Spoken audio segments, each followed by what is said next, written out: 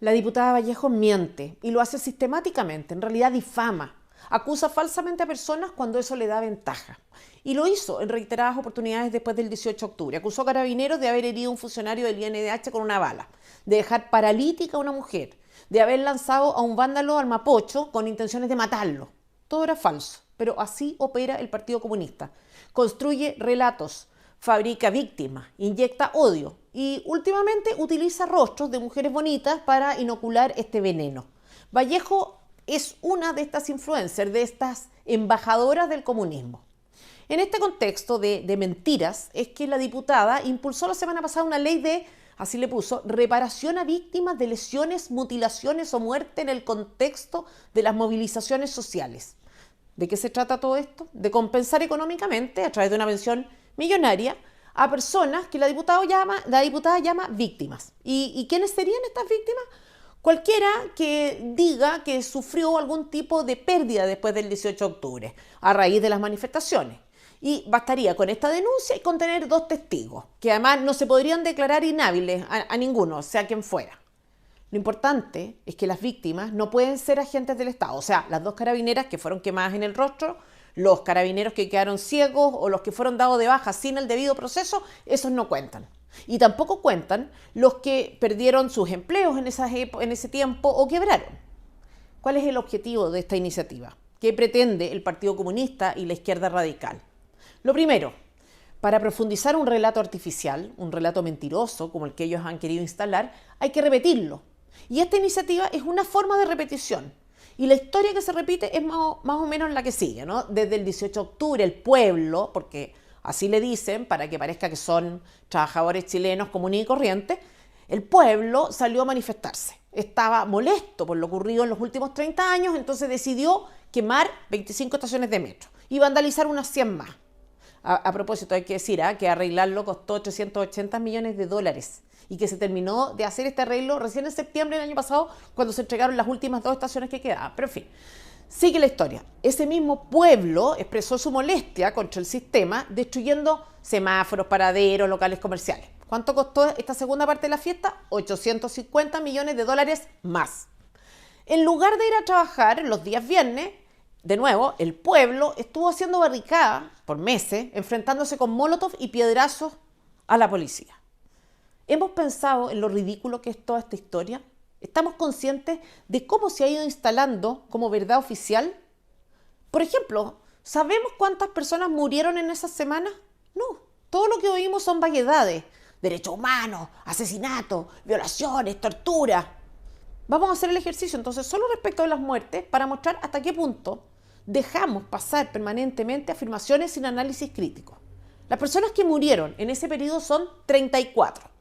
14 de esas 34 en lugares incendiados, incendios que produjeron los manifestantes. 1 por electrocución con barreras eléctricas de protección, o sea, tratando de saltarse una reja. 4 por atropellos de ciudadanos a protestantes. 2 por disparos de ciudadanos a saqueadores. 1 por ataque con arma blanca de saqueadores a un comerciante. 1 por paro cardiorrespiratorio, o sea, un ataque. Otro por asfixia de sumersión. Dramático, atroz, pero no estamos hablando de violaciones a los derechos humanos. Tampoco estamos hablando de una lucha del pueblo. No, señores, el pueblo no quema el metro que usa, no quema el paradero de micro que lo protege la lluvia. El pueblo no destruye semáforos. Mienten porque un comunista solo puede llegar al poder por la vía democrática convenciendo a los electores de que todo es tan pero tan malo que merece la pena intentar un camino distinto. El Partido Comunista necesita mentir, necesita convencer de que las cosas están peor de lo que están y necesita también que los problemas se agraven. Le viene bien la destrucción de la economía, el cierre de empresas, la paralización de actividades por cuarentenas absolutas o indefinidas, por manifestaciones violentas, la pérdida de puestos de trabajo, todo eso le sirve y a su vez va produciendo un fenómeno de profecía autocumplida. ¿O acaso no es verdad que realmente estamos mucho peor que antes del 18 de octubre? Es como un proceso de lavado del cerebro, de manipulación propagandística que funciona muy bien además cuando no hay prensa, cuando no hay políticos que le hagan frente a este discurso. Entonces, primero se dice que las cosas son lo que no son, eso para empezar, esta es la primera parte de la estrategia, y luego se promueven todas aquellas conductas que hagan colapsar el sistema. Y después concluyen que el sistema es malo y que ellos ofrecen uno sustantivamente mejor. Esta es la primera razón que explica esta ley de reparación. Hay que propagar la mentira, lo más que se pueda. Hay que destruir al máximo. Hay una segunda razón para entender esta ley también. Los individuos que salieron a la calle en nombre del pueblo eran probablemente jóvenes que tenían poco o nada que perder. De pronto, la ultraizquierda entonces a estas personas les dice que son héroes, que cuanto más daño causen mejor, los envalentona, los entusiasma, les paga. Obviamente, esa izquierda extremista sabía que varios iban a morir. Yo se lo advertí públicamente a Vallejo, a Cariola, a Boric. Pero no importa, es daño colateral.